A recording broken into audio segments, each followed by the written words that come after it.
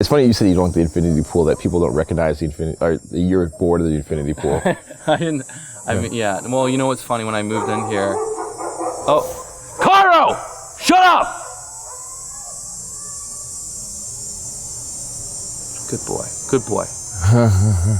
That was your boss voice. That was my boss voice. Yeah. That was nice. I like that. He responds to it. Yeah. You know? So I've thrown chairs at him. You know, I've had a paintball gun. No, I'm just kidding. I don't abuse my dog. I don't. I just joke about it. But when I first moved here, it was right after a month of summer camp. So like it was like the biggest change, living in like cabins and camping in tents to like moving in here. And my old house was like a normal, nice house, like a quarter the size. Yeah. It's like a huge step up. Like, what the fuck's going on? You know. From a tent. From a tent. Yeah. It's funny. Actually, this is working through our conversation what I have here. So I want to talk to you a little bit about, you know, ego and stuff, ego and success, right? So you're here, amazing house, as you just mentioned. When I was living in LA, I lived in like a $10 million mansion for a year. Yeah. And at first when I got into it, I was like, yo, this is the best thing ever. Mm-hmm. But it's funny how you get so familiar with stuff as time goes on. So like, I think when I first moved in, I was like, yes, it's amazing. I think after about 3 weeks into it, the novelty completely wore off. I'm just like, where's the warm water? Why is this thing broken? I was like that, right? So it's funny, like you said, you don't recognize the pool anymore. You forget how much people like infinity pools because it's just kind of normal to you now. So as you're 25, my early 30s right now, as a guy who's 25 and you're working on success, you're working on your ambitions, your goals and stuff, how do you still manage to not let it get to you? Where you're like, I am that guy now. I am my success. How do you not identify with success? Well, dude, I think it's absolutely lame if you turn into that person that kind of thinks they're God's gift to the earth because they have money or some followers. So I naturally just am like turned off by that mentality. I mean, you see some of these people that have this arrogance about them. And I noticed this even growing up and going to private school. Most of my friends were really cool, but there's always those kids that treat people like shit. Like they're disrespectful to the cab driver, you know, and they just talk down to people or the waiter. And I'm like, what the fuck is wrong with you? Like, how did your parents turn you into like complete pieces of shit? So for me, it doesn't matter if I am making millions of dollars a year or if I have 10 million followers.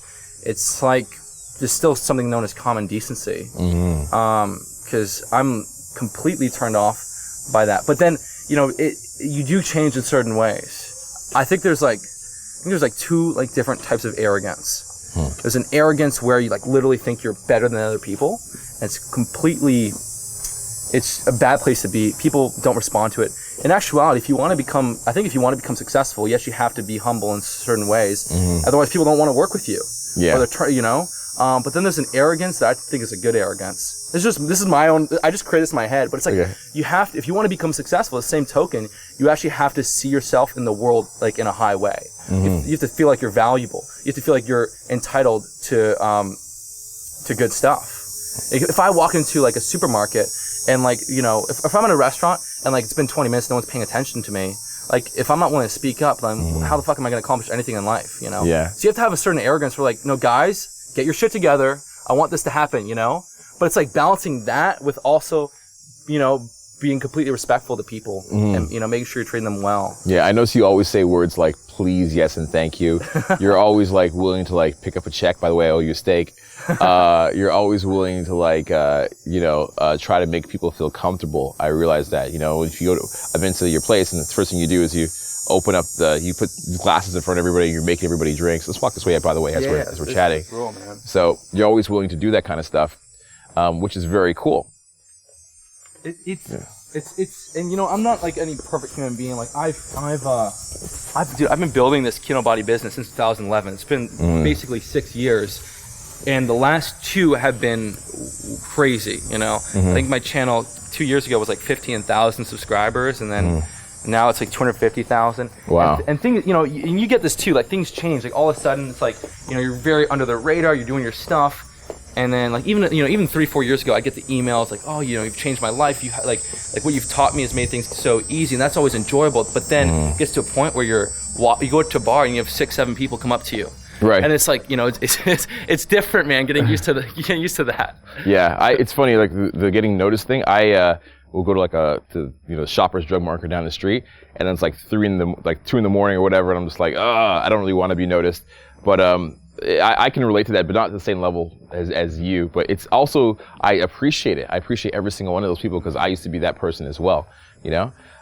It's funny, I did a test on the internet the other day. It's called the Dark Triad test. You can probably find it online. And this test teaches you, are you Machiavellian, are you a narcissist, or are you a psychopath? Okay? It's a funny test. It takes about 20 minutes to do, baby. Yeah. And so I did the test, and I rated low on Machiavellian. So Machiavellian is you're willing to like lie to anybody, just manipulate them, be dishonest in order to get what you want. Not very Machiavellian. All of them aren't inherently good. No, well, they can be, right? Yeah. Like, I mean, a politician would say to himself, a politician could say, I'll be Machiavellian in order to like actually help the people. Like, right. I'll tell them like a little lie in order to like change the bigger picture. So that could be good. I don't know, it depends. And then there's also psychopathic where you're just like obsessed. And I actually ranked for narcissism. Okay. You know what's funny about the narcissism is that people label things as like black and white, good or bad. But the narcissism is based off, it's called the NPI, or Narcissistic Personality Index. It's about 29 questions. Dude, like, more than half of them are good things. Really? Yeah, there's actually actually most successful people rank like slightly high in narcissism, not super high, but it's like part of narcissism is actually like being able to become successful, being leaders, you know. How do you think you rank with it? How do you think you rank with it? Well, when I was a kid, like naturally, I was just very shy, like didn't want to speak up, like didn't really have any entitlement whatsoever, just kind of didn't want to disturb anyone. But like, you know, through like, you know, accomplishing my goals, building myself up, you know, developing confidence, start to naturally develop, you know, some good attributes. I would say I developed a lot of the some of the narcissistic traits that are inherently good for confidence, leadership, building businesses, becoming successful. But I don't have the exploited. How do you say that word? Exploitative? The desire to exploit, I guess. Exploitative. How do you say that word, man? Exploitive? Exploitive? Maybe a different word? I don't exploit people. I don't, because part of the negative aspects of Do I start? You want to pause for a second just for edit and then come back? Yeah, and say it again? yeah. Okay. Leave that in there. It's funny. Yeah. Okay. So I mean, the negative aspects of narcissism is that a lot of narcissists will exploit people. They'll screw them over. Yeah. And that screws you over. If I work with someone, maybe I'm working with a film team, a videographer, and I don't want to reward them for what they did. Why would they work with me again? You know, it's like if you want to become successful, you actually have to like help people. You have to like, you know, reward them properly, encourage them. But like some of the negative traits of narcissism is exploiting people. It's it's just kind of like screwing people over. It's like literally just being so absorbed in yourself that you can't ask other people questions, and then people immediately get turned off on you. Yeah. It's like a narcissist or even a sociopath. All sociopaths are narcissistic. They might be charming at first, but then everyone else is sitting there and be like, what the fuck? This person hasn't asked me one single question. Fuck this person. So there's a balance in between it. Yeah. There's a balance. Like it's like you want to be like a humble narcissist. Yeah. It's funny because like a relatable narcissist. Like the way I think about it is funny because all my narcissism is based on not even success, because I'm still going up the ladder of success, you know. Right. It's based on like work ethic.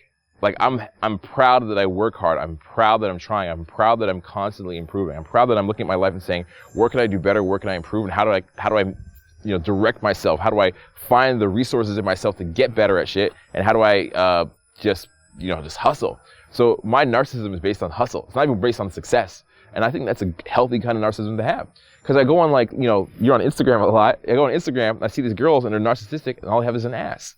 And it's like, oh, there's my ass on Instagram. And it's like, I have 500,000 followers with my ass. I'm entitled now. What the fuck did you do? Yeah. You just have an ass, right? So it's like, if you have a narcissism based on your hustle, based on your work ethic, based on how you can problems come up in your life and you get through them, you find a way to deal with a death, deal with a business problem, deal with a friend who's sick, deal with, your body not being good. I mean, I think a guy that goes to the gym and he's out of shape at first, and then he eventually goes to the gym and he transforms, he should be narcissistic, not because not because of his results, but because he looked at himself in the mirror and said, I want to make a change, and I'm going to be committed, and every single day I'm going to eat my food properly, I'm going to plan my meals, I'm going to go to the gym.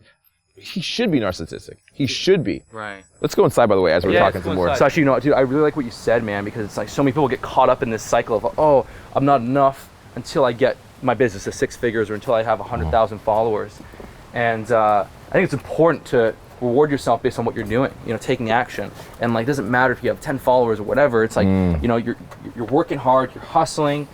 You know, you deserve to carry yourself in a certain way. Yeah, dope. I remember when I got my first 10,000 subscribers, you were like, good job, man. It took me like a year to get that. And I was like, but Greg, you're like 250,000. You're like, nah, Dude, good like job. 3 years. Oh, really? 3 years, man. That's intense. I started posting videos like in 2009, man. That's a long time. Yeah. But you were happy about it. You congratulated me about it. What was dope about it was the fact that when that happened, you're like, okay, at least you're developing the qualities of work ethic, developing the qualities of hustling, and therefore you deserve the feeling of good.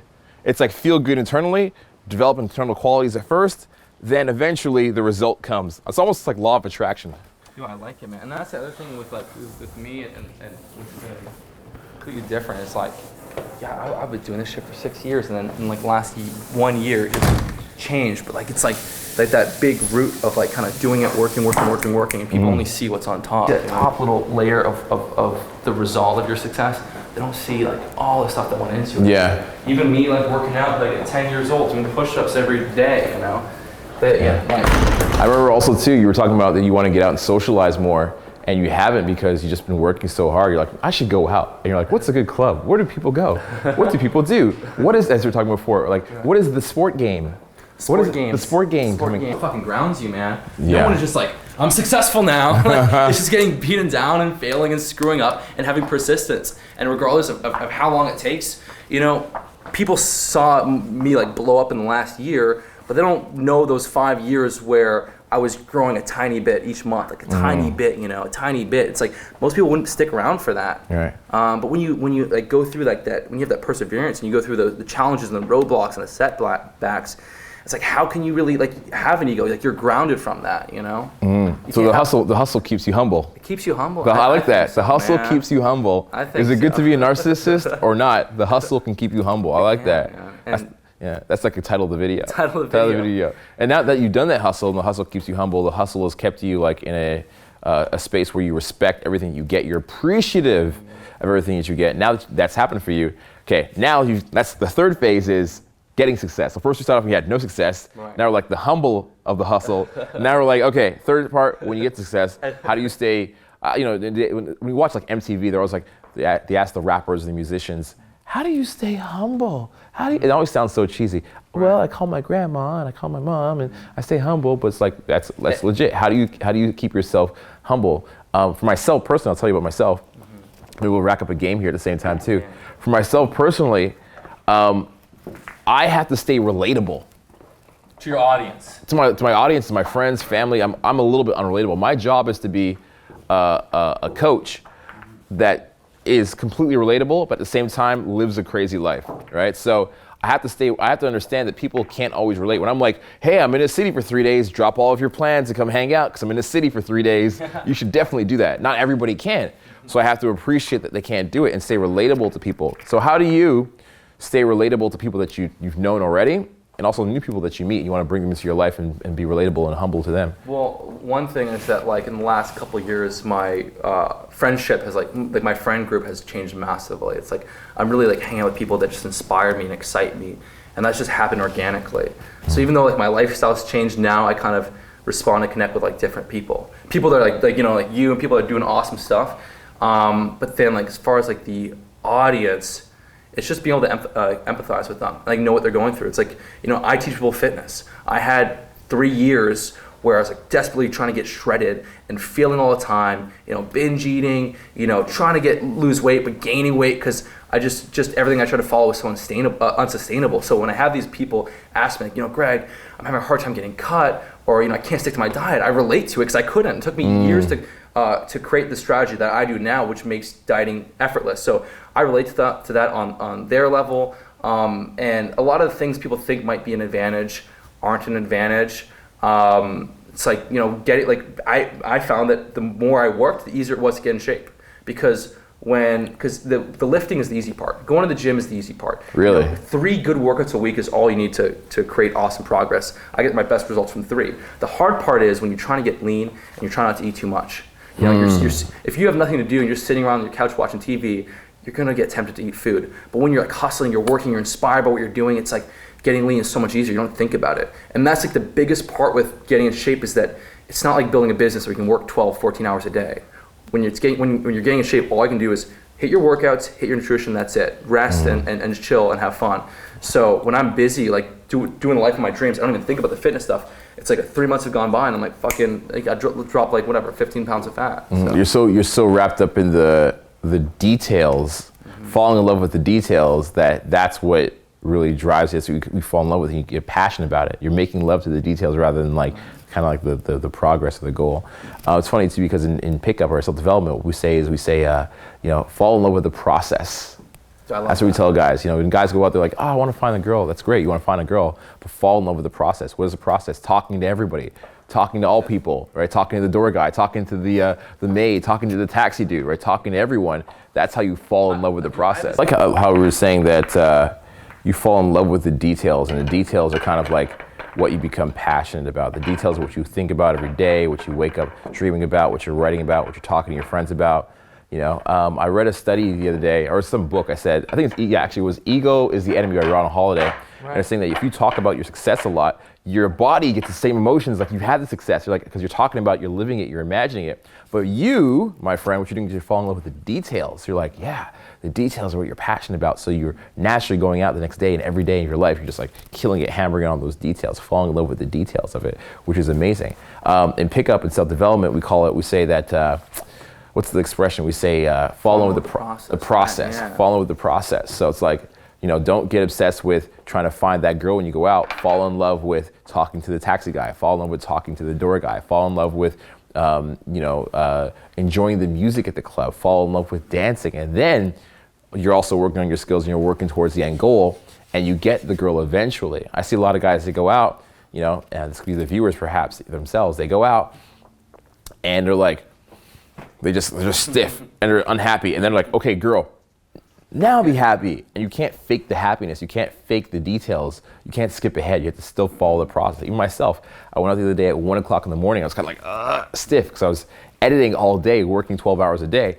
I was like, I had to go back to the details of just enjoying the expression, my sense of humor, what makes me laugh. And it sounds like you've really done that with business. Now, I also want to ask you, now you've had some success and hopefully have some more. What are the downsides of success that you didn't expect? Is there any downsides? Yeah, no, of course, man. Challenges and tribulations. Well, sometimes it's nice for things to be a lot more simple, It's like, I didn't actually plan on my business getting to like this level. I just thought I was gonna get to like this good level where I could, support myself and do all the things I wanted to do and have freedom. But when it gets really big, it's like,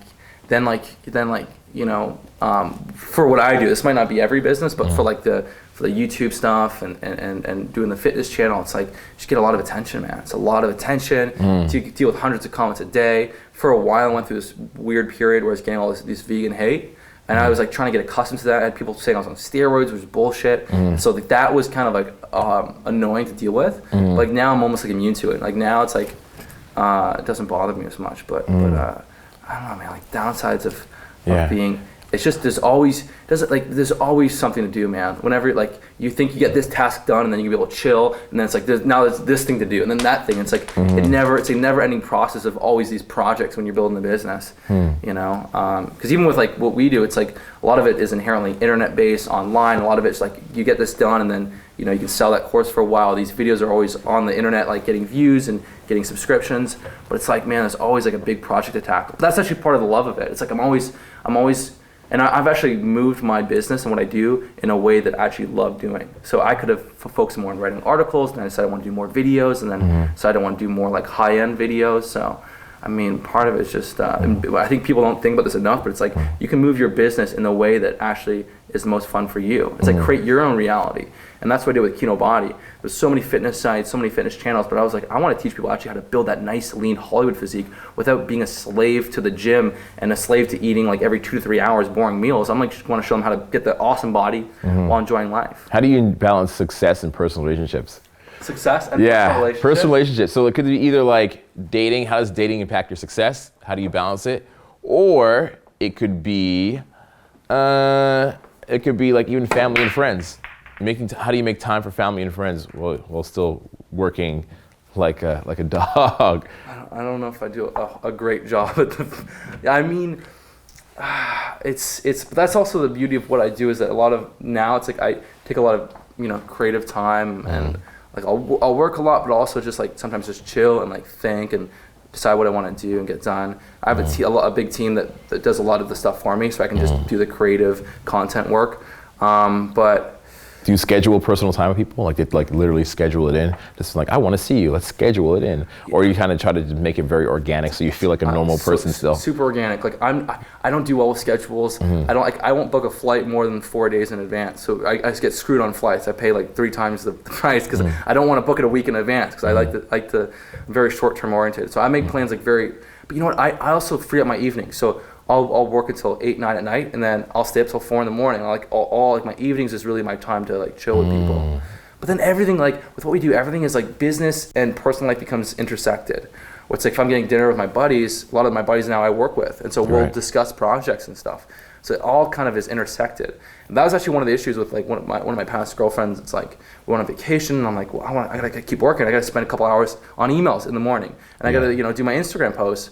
And then she started to resent that, and it didn't work out. So we kind of had to like break apart there. But it's a compromise we talked about in my video. Is that like it's like, okay, you know what? I'll just do it early in the morning, 1 hour of emails. But they can't compromise back with you. Right. It's like if I'm like bringing all this to the table, and I'm like treating you and taking you out and taking you on vacation, and you won't let me do an hour of emails a day to kind of stay on top of my business. Like, what the fuck's wrong with you? That's how I think. A little angry, yeah. It's like there has to be that compromise, Yeah, I think relationships definitely change more like girls would get upset because your work life is your personal life a little bit, especially for us as well. Our personal life is our work life. They cross over, and there's a little bit of sacrifice that has to be made. I think that kind of keeps me grounded, because if I had it all, man, if I had every single girl that I wanted, I had every single business deal I wanted, and the success and the money is the way I wanted, I'd probably just be off the rails. So I actually think the girls are cool, because the girls keep me in this reality of like, don't get ahead of yourself, don't get a big head about it.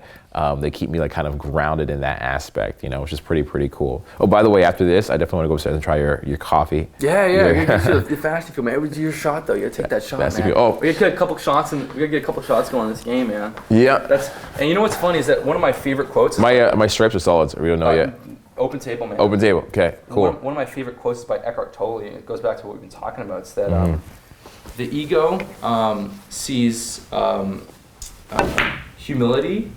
And can't fake that. First one, baby. Nice, man. I'm gonna miss them all after that now. Yeah. The ego. It's like the ego sees humility and like confidence or self-worth, something like that, as opposites, but in truth they're one and the same. And so it's like really like true confidence is realizing that we're all one. That all that outer form stuff, like the money you make, the job, the car you drive, it's all like an illusion, and like ultimately we're all connected. It doesn't matter, if you're president of the United States. It's like if all you do is you see the world in external objects, in status, then you're completely lost. Like that trueness is like that presence of being that we all have in common. Yeah. And so the true confidence is realizing that, because people be like, oh, you think you're the shit, but like there's always someone that's way bigger than me. And then if I fell into that trap of always thinking that, oh, because I do this I'm better than that person, then when I meet someone that's on a higher level, I'd be like, oh my god, this person's better than me. It's like you can't get lost in that status game. It's like realizing we're all one is like the true ability to have confidence in all aspects. And then you're not a fucking dick, because you're not like you're not judging people. But yeah, and that's something that my dad ingrained on me. He always, he's very successful, but he always treated, at his buildings, he'd always like treat everyone really well and say hi to them. But then there's always people that kind of walk around and just fucking look down on people. It's just, it's bullshit, man. That's really dope, man. That's really dope. Ego, that's really dope. I'm gonna cut there. We're all one, man. We're all one. We're all one. That separateness that we feel is really an illusion. Yeah. You ever see that Wedding Crashers with Vince Vaughn? That's my favorite movie. One of my favorites. Is that your own great, Wilson? Man. No, Vince Vaughn is like, she's like, why would one man risk his life for the life of a complete stranger? He's like, well, Gloria, in that moment, there's that breaking in of metaphysical awareness. Do you know what that awareness is, Gloria?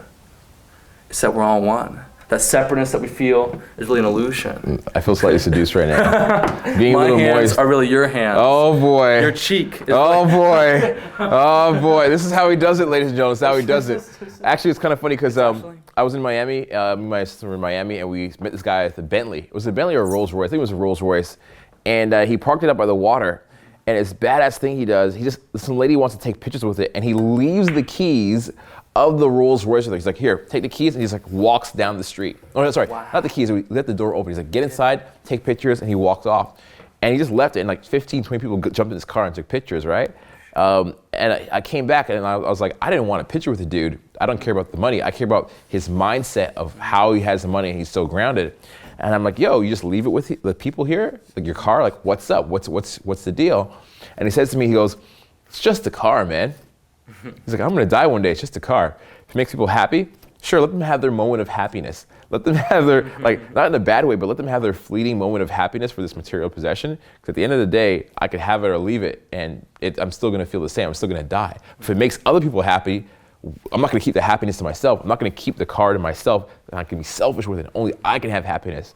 If it costs me nothing for people to enjoy it, sure. I mean, it's got great insurance. They scratch it up, fuck it. I already got a half a billion dollars in the bank or whatever it was, right? He didn't say that number, but that was his whole vibe. So, I really think about success and being able to enjoy success, share it with others. And he still had that humility that I liked. He had the humility about his success, and that's something that I aspire to, because I realized that he was more in love with giving value. He's more in love with the details, like I was saying before, the in details, and not with the object itself, not with the outcome of it. That's what in a New Earth by Eckhart Tolle, that's one of the main 3 lessons he talks about, is being unattached. You can't truly enjoy the things in life if you're attached to them, because then if it's a little scratch, it will like just ruin you, and you always be like paranoid and worried about things. But it's like, if you can enjoy things without being actually attached to them, then they're way more fulfilling. And then you can share them with other people. It's one of the phrases he uses, this too will pass. There's a story about this king that found himself going through these ups and downs in life. And he'd have these crazy ups and downs. So he sought after this monk, and he wanted to ask him to help him with his problems. And he said, wear this ring. And whenever something happens, just tap on the ring and say, this too will pass. It's a way of keeping yourself unattached from the things. Whenever something good happens, also when something bad happens. Good or bad. Good or bad. Oh, wow. Yeah, something really good happens, and you get so attached to it, you don't want to lose it, and then that fear kind of messes with your head, but it's like, oh, this too will pass. Enjoy things, but don't be attached to them. Yeah, you know what I heard about the girls, man? This is kind of maybe good or bad. I heard this thing is, she wasn't yours, it was just your turn. She wasn't yours, it was just your turn. So you don't get attached to the idea of like the girl being yours. I think that's really, really dope. Sure. Let's play a little pool, and then I want to try some that fuel. Let's do one shot each, one round each, and let's roll up. I ain't no fool. I play pool. Get some of that coffee fuel. So you take your coffee black, that's the real question. I do. Good. I do. Why? What's the purpose? Because I use the coffee for fasting. So if people are putting like sugar and milk and cream into it, it disrupts the ability for your body to go into that fastest state, maximize fat burning. A lot of people do the bulletproof coffee where they'll put in the butter and the MCT oil, but if you fat during a fast actually increases a hormone called somatostatin, which blunts growth hormone. So one of the benefits of fasting is you get this huge surge in growth hormone, which helps you mobilize body fat and preserve muscle protein. But when you have fat during the fast, it just disrupts that completely.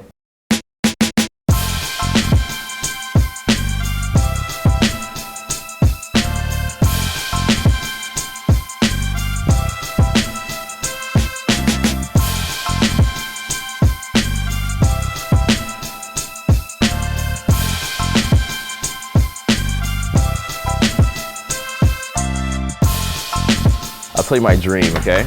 Yeah. My dream is for me to be able to have a chair, an old style brown or red Victorian style chair. Morpheus chair. The Morpheus chair with the buttons in there. Those buttons, man. A table, a small table. I saw it in your other room, like some old style glass whiskey containers that had the glass cork on top. A flat table and a cigar and a big view, and that's it in the room. And one book maybe, and I'll read the book in that room, and I'll never leave the book in the room. I'll bring the book into the room, read it, and then leave with everything. The room will always be empty, and it'll be like my quarantine, like silent zone. That's like my goal, like life goals, and like an inversion table. We're hanging upside down. That's like masculinity. Because actually in The Way of Superior Man, David Data, women loved to things to be cozy and like tight and like all these things around, pictures everywhere, things plastered in the fridge. Guys, that the masculine energy in us like space, like space, and like that's the epitome of it, like a big open room with a chair and all this space. Yeah. It's a clarity of mind, clarity of thought, and purpose with the chair. I'm there for a purpose. I'm not there to fuck around. I'm there to like achieve my goal of thought. And I've read a really good book on that too, called The Master Key System by Charles Haanel. I talk about this book a lot. It's the book that the secret is based on. And he's like, thought creates everything. Thought creates your world. Thought creates your actions, or even thought creates your emotions, which then create your actions, would then create situations and environments, which then manifest into physical things. So I think as a dude, you have to be very careful about the thoughts that you create. And pickup in game is all about thoughts that you have and structuring those thoughts and being responsible for those thoughts, because they create outward environments. And that's the problem. People always focus on what they don't want. They're always like thinking about, I don't want this, I hate, and all they focus on is the negative, and they just get more of that. That's an important point. It's like, bring your thoughts in the right place. Yeah, man. It sounds so basic, but it's like, it's what it is. It's everything. It's everything. You had a thought for yourself. We're talking about business in the other room. Let me just look down here and do that. Yeah. You can put some B-roll. Yeah. So we were talking in the other room. You had a thought. Okay, again. We were talking in the other room. You had a thought. You said, I said that everybody was doing ads, and some people were doing. They were good at it, and I want to do ads. So you made a thought. You made a decision. It wasn't like something that you did haphazardly. You had a structured, controlled, mature thought. I think that's very important to success. And the more structured, controlled, mature thoughts you can have, don't need to speak English, obviously, but if you can have those thoughts and you organize them in that way, and they're complete, purposeful thoughts, your life fucking changes. And I agree. And I think there's another step to take that's been really profound for me is also fleshing it out on paper.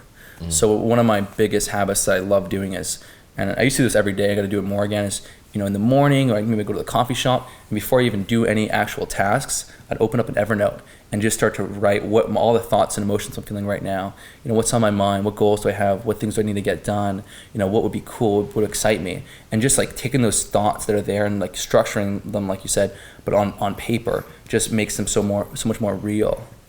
Actually, what's crazy, man, was that a couple years ago, I was in Mexico with a girlfriend at the time, and I was chilling out in the ocean, just felt really free, could hear the water, feel like the sand on my feet, and I just kind of was away from everything I've known. And actually, that's an important point. Sometimes the best thoughts you have are when you're outside of your usual environment, when you're away from everything. Because when you're around your usual environment, you're so used to the energy and everything, you just got to kind of go somewhere else. And so I was there, I had this book, this notebook I had, and I just started to write down my goals that I want to accomplish in the next year. I wrote down like my goals. Some of it was like, I want to get my business to doing this amount of money, and I want to build my channel to this level, and I want to have this sort of network with my friends, and I want to have these experiences. And before this, I did my business very singularly. Like I would just do my little videos, my articles, but there was none of this was happening. None of going out to all these cities, meeting all these people, doing these exciting collabs, doing these high-end videos.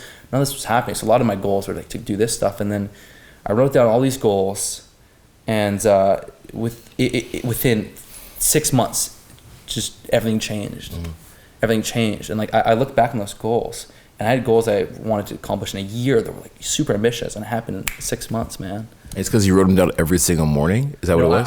I wrote those goals down once. Okay. I wrote those goals down once, but I was like really like in that perfect environment, just thinking, really like, if you're writing goals down, you don't feel something, that you're not doing it right. I felt like you got to feel it, If it's just like this, that's the problem. It's people write down goals and they don't feel anything, so it's not real. If you don't feel it, it means you don't believe it. So you got to write down these goals as you really believe it. Or two things. If you don't feel anything, either that's actually not a goal for you because you don't care about it. You're just trying to set a goal you think you should have, or you just don't believe it. So if you don't believe it, your body won't let you get excited for it. But like you gotta really go somewhere. Like, and that's the problem is when you're always around your environment, you're in your little status quo, so your mind isn't able to be as creative. You gotta go somewhere where you can actually like free yourself from what your world right now is, and then be creative. And then so I wrote those goals down, and then I wouldn't look at them every day. Some people say do that, but I would just kind of write a bit and just kind of work on what I need to get done and have an idea of how to get there, and just kind of always focus on the kind of the goal in a way. And then then they all freaking happen. I think people don't do that. Everyone says set goals, but no one really does that, man. It's so important. So important. What are your goals right now? Yeah, it's almost like a self-hypnosis you did with the goal writing. My goals right now are to, it's very interesting actually. My goals are, I don't know if anybody can relate to this, but my goals are to be able to not develop ego. So while I'm writing this product like Boss, it's a very serious, hardcore product. And as I'm writing it, I'm not trying to think of myself as a boss. Because if I think of myself as a boss while I'm writing Boss, I'm just going to get into this weird like Howard Hughes, like kind of like in The Aviator, just like the way of the future. I get into like this trance where I'm focused so much on being the product. I have to act a certain way to be the product. I have to like live up to the product. I have to be what I am, It's like I can like imagine like every time you went out, you felt the need to eat burgers and fries, like have people see you do it. So I'm trying to not identify with the work, the success. I'm trying to just identify with the work ethic. And then some of my other goals that I have is to get back into a daily routine. I used to do this all the time. I used to do the, I think it was the Evan Pagan Get Altitude. I'm actually just putting this into my team right now where every day we have a scrum call. So every day at 12 o'clock, we have a scrum call, which is a meeting. We talk about... We do those too, man. Scrum calls, man. Yeah. Oh, nice. Yeah, they're solid. Man. And they're like almost like ways to refocus and create synergy in the team. And then also I want to do a 10-minute meditation in the scrum call as well. So everybody can get on the call, clear their mind and focus on what's important. Because I think sometimes when you get guys in a team environment, what'll happen is you can kind of get worked up about an issue.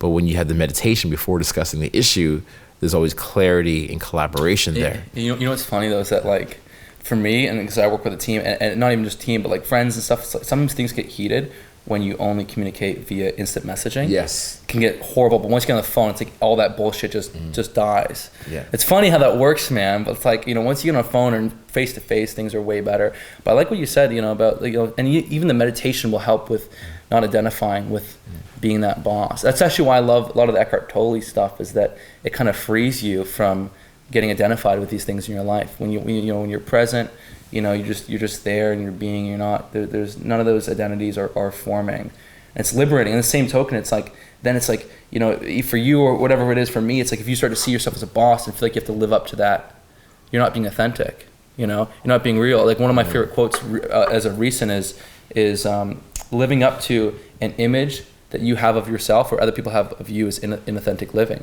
And you'll be trapped by that image because now you feel pressure. And then because you feel pressure, then it'll be, but it's like, but sometimes the coolest thing to be is like, maybe people see you as a certain way and honestly just like, not even just caring how they see you, I mean, I meet sometimes I meet people out, they think I'm fucking Bruce Wayne, and they're like, well, I don't know. They're like, You kind of are though.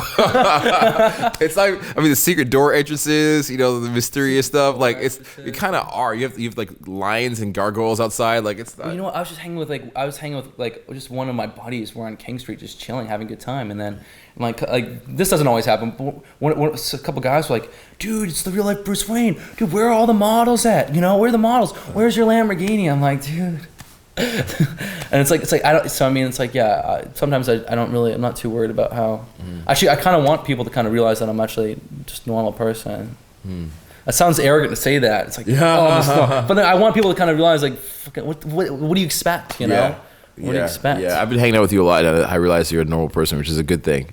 It's not in a bad way. It's like we hang out. I'm like, oh yeah, he's a normal dude. Like he has strengths and weaknesses. And I think that's actually really important because I hang around with a lot of people that. We know people are successful. I hang around with guys, make $56 million a year, whatever, too. And when you see people that have strengths and weaknesses, it makes success more tangible.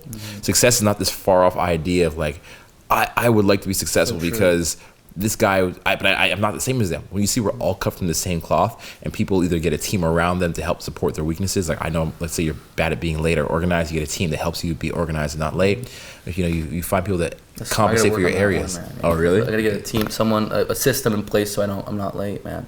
But it's actually funny. Is like, and on this video and everything with becoming successful, it's like, even like my family, we've been in this house for like 12, 13 years, but whenever people that are working or coming here to hang out come to the house, they're just immediately like blown away, like, oh my God, like, I thought you guys were gonna be like stuck up, like everyone in the house, and my brothers and everyone, all very humble and like just kind of like, when we were kids, we'd just be like playing like hockey in like the hallways, like, I don't know. So it's like, yeah, it's important not to have that kind of stuck up vibe. Stuck up vibe, man. I like something else you said too, which is really cool about the writing down the goals. And you also said when you have a team, now you're trying not to communicate with them through text because everything gets heated. Yeah. You asked me what my goals are. This is a huge goal for success. I think it's getting back to fundamentals, right? The perfectness is in the practice. The beauty is in the practice. So one of the fundamentals I have is now, I'm getting like 30 messages a day on Facebook. I'm getting like, a couple dozen emails. I'm getting, message requests to my Snapchat, people from my phone number, whatever. It's like literally I'm getting like, let's say 50 to 100 correspondences a day from everybody who wants something. And it drains a little bit out of you. You have to be careful of where you put your emotion into, where you can put your energy into. A lot of the times it's better to make a video to answer a question than to answer somebody specifically. But what that is, it started to impact my personal relationships, where in my personal relationships, I was just texting everybody. It's like I'd see a girl, I'd be like dating a girl. I'm just like, text. Text. I never actually pick up the phone and call her. I'm like not putting efforts into the dates, stuff like that. So what I want to do is, maybe in a room like this would be even more fun, but what I want to do is get back to old school correspondence. I got a letter the other day from this girl that I knew, and she handwrote it, put a stamp on it, and put a wax seal on it and put it in the mail. And I got this correspondence, I'll call it, and I was like, whoa. I was like blown away, because the last time I got a handwritten letter was like probably like 10 years ago. And so I want to start making the effort to make correspondences with people, correspond with people, or make communications with them rather than just sending a message into thin air. It's like not even real.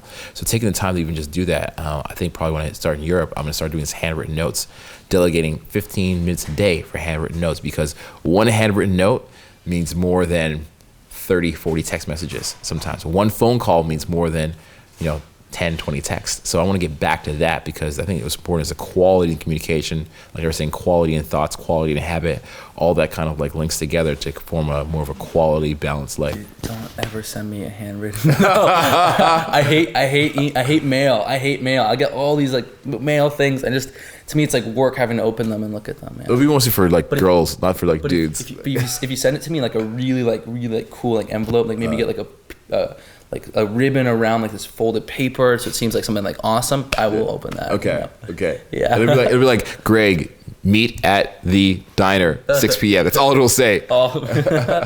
Yeah, that would work for sure. It'll be like several weeks late, so like the food would be cold already by then by the time you show up. But yeah. It would probably take a while for me to open it, but yeah. Dope. So listen, but those are your goals, man? You want to send handwritten letters? I think it'll make a huge difference, because I got to balance out the success with the relationships. I think they're both very, very important.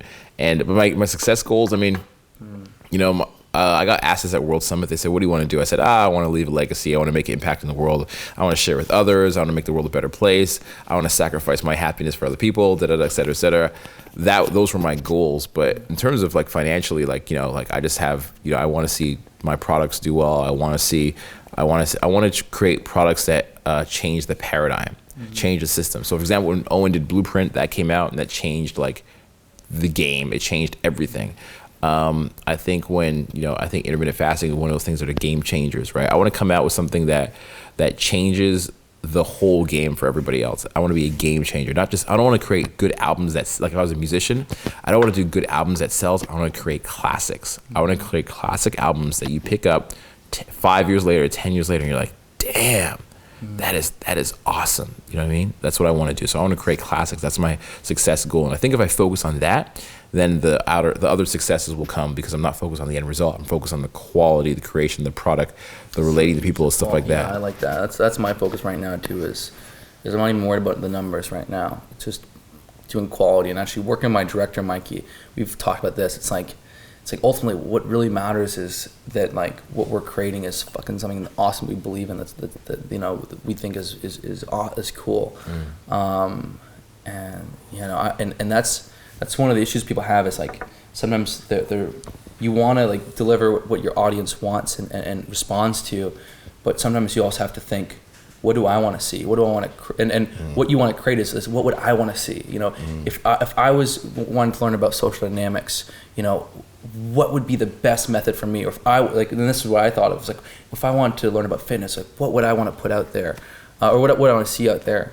And so actually right now I'm like really starting to figure out like the next step for my video content, and I'm gonna restart that. I did 4 videos that were like, you know, the real Bruce Wayne, the Wolf of Wall Street inspired one, you know, the Fight Club one, and so now I'm gonna do something. I'm gonna do the next one of that, but like push the envelope. Yeah, you know, it's funny. I heard 50 Cent say this line a long time ago, aka Curtis Jackson. He said, he talked about creating content, right? There's some artists that make content, and they're like, I want to make content that I love. I want to make the content that I would want to hear. But there's 2 ways to look at it. There's the way you said it, which is very, very well balanced. You know, you want to create content that you would want to see. But there's other guys that like just make albums that they would want to listen to, and nobody else wants to listen to it. There's like, I want to make the album that's just like, you know, with teardrops or whatever it is, like the sad album. Like nobody necessarily wants to listen to that all day long. So there's a balance between pleasing the audience and doing what you think would be great. So I think there's a happy balance. I'm still trying to find that balance. You know, for a while, I think a few months I did videos. And I didn't like the videos. I did the videos just like to get the reactions. Like, here's a video for the public. Here's what the public wants. But then I got away from my core message. I started to value my core message, which is, you know, always been very, very clear before. And I think the same thing with dating relationships. When you meet that girl and you get so far away from your core message of who you are, you're trying to just please her or cater to her, you start to become off balance. You lose your swagger, you lose your positioning, because you're not being honest or authentic to that core self. So you have to find that balance, and I think that's really important to long-term success, because you can make that short-term sacrifice of getting the sale, getting somebody happy, taking the steroid, whatever it is, but then you get that short-term benefit, but you lose. And I think in the book I mentioned before too, Hannibal and Me, which talks about this guy who wanted to, you know, overcome, went through the mountains and wanted to battle this land and take it over. Amazing book. In the book Hannibal and Me, he talks about imposter victories. So an imposter victory is something that looks like a victory in the moment, but it's not actually a victory in the long term. So there's a lot of imposter victories that you can have in day-to-day life. Maybe you get that girl, but that girl happens to be, you know, she happens to be a cokehead or a stripper or something like that, and it seems like you're winning, but long term she just sucks the life out of you, the energy out of you, and you're not actually happy anymore, and she's creating more problems than she's creating benefits. You might have a job that's an amazing job. The guy that wrote the book, he was a stockbroker. And he was a stockbroker. He had the Hermes tie, and every day he went to do the stocks. But then he was like, "What am I doing here?" Every single day. So you might have a job that kills you, gives you great money, but it kills you on the inside. So there has to be a balance somewhere. And that imposter victory seems like you're winning in the moment, but long term you're not actually winning, right? So there can be also long-term imposter victories. That's another story as well, right? But so I've been focused on getting those wins that are actual key wins for long-term success, not those wins that are like, you know, wins that I think are wins, but they don't make me happy in the long run. So you might get we mentioned another YouTuber before. I won't mention the name, but we mentioned the YouTuber, the other room we're talking about it. This YouTuber is getting an imposter victory. Basically, this YouTuber is making videos that are very shocking and appalling and offensive to people. Is actually alienating the community of YouTube and alienating the community that he's in, but he seems like he's winning. But that imposter victory or that success built on that low vibrational energy, putting others down, will eventually come back to bite him in the ass, and the brand that he's building will destroy in a few years. It happens over and over again. You see it all the time. You know, even these rock bands, right? You have these rock bands where the lead singer's like, yeah, like appalling, offensive, shits on other teammates, et cetera, and then the band breaks up. It has to happen eventually, because you can't build an empire on low vibrational energy. It's like shallow roots, you know? So yeah, one of my thing is I've been cautious of that in my videos, my content I'm creating, to not get too sucked into the imposter victories and really just focusing on the details and the hustle. No, it's huge, man. You gotta stay completely real and authentic to you, and also, yeah, give the audience tremendous value. I think that sometimes when you ultimately connect with like what you really, really want to put out there, and a lot of like, maybe some of the times your audience won't respond to it, but when you really click in, that's like your big win, man. And that's like your true audience that really respects and admires what you do. I think they'll clue into it. Nice. That's what I mean, sometimes. But then also at the same time, it's like some of the videos and the contents and the programs you think are going to do really well don't, and the ones that you think are like no one's going to give a shit about fucking explode. I've noticed that all the time, you know? It's like, oh, I'm like, this one's going to kill it. I'm like, no. And then this one I did in fucking 10 minutes randomly. My iPhone's got 500,000 views. You know, it's like, it's like trick. You never know, man. You just got to kind of just, you know, be on your purpose, push it out there, and just let the chips fall where they may. I think that's really good, man. I think we talked about it. Wow. I think we talked about like everything. I like that we talked about the failures. We talked about embracing the hustle, falling over the details, the strength of narcissism.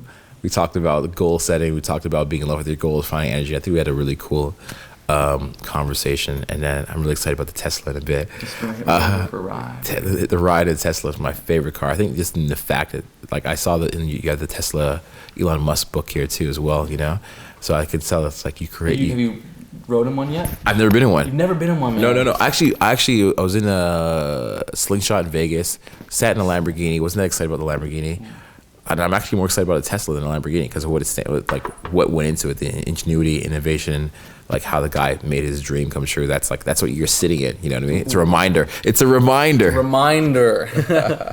more to yeah. So if people want to find your stuff, what are you working on? What's your YouTube? How can people like find your stuff? What's going on? So I'm really focused on my YouTube channel. I put out a lot of videos on my YouTube, and that's Kinobody.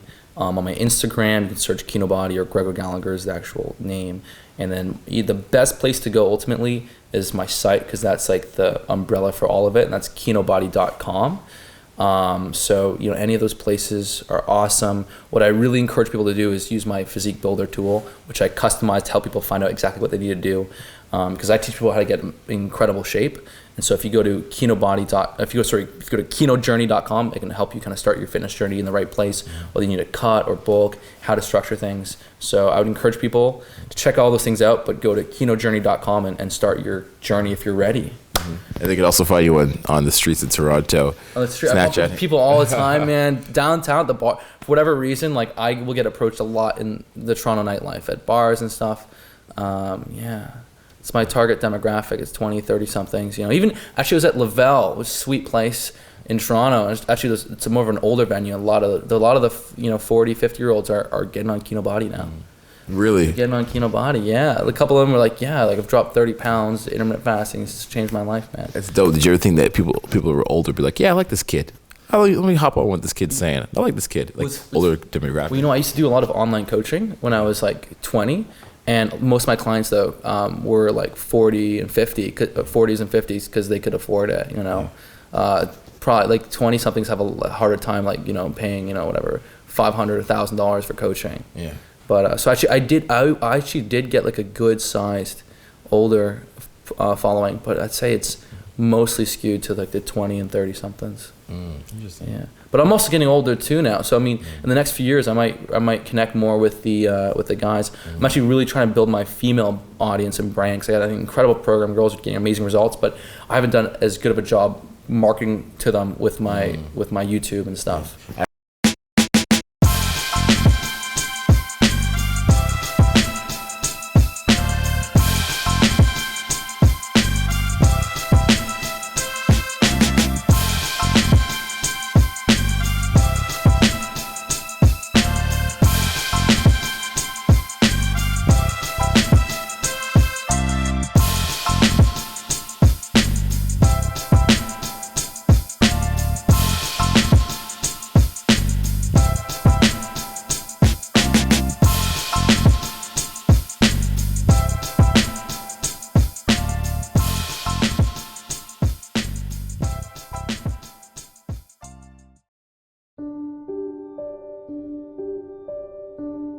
See that guy?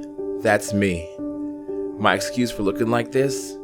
Not many people know this about me, but There were times in my life I didn't even want to get out of bed in the morning. I'd rather hit the snooze button and just turn the other way.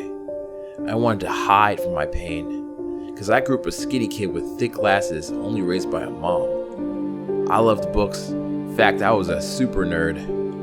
I always thought my life would never change. I'll be honest with you, I didn't like that guy that I saw in the mirror. I was so disappointed with how my life played out. Most of the time, I envisioned this dream life in my head, but I never did anything about it. But then, something changed. One day, I was presented with a choice. You know how people say that you can only access 10% of your boss? Well, this lets you be the real you. Do I want to see a different world?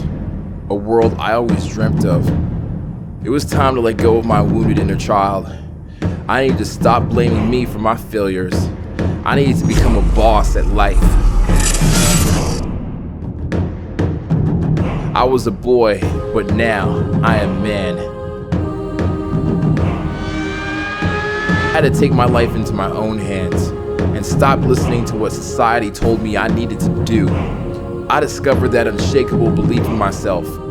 I became respected by the rich and powerful and became a leader to those around me. I make my own rules. When I enter the room, women flirt with me. Wherever I go, I command everyone's attention. Had experiences that changed the way I saw the world forever. Before, I was a boy, but now I'm a grown-ass man.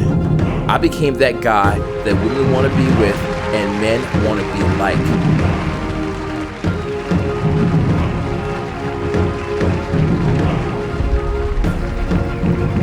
I became boss.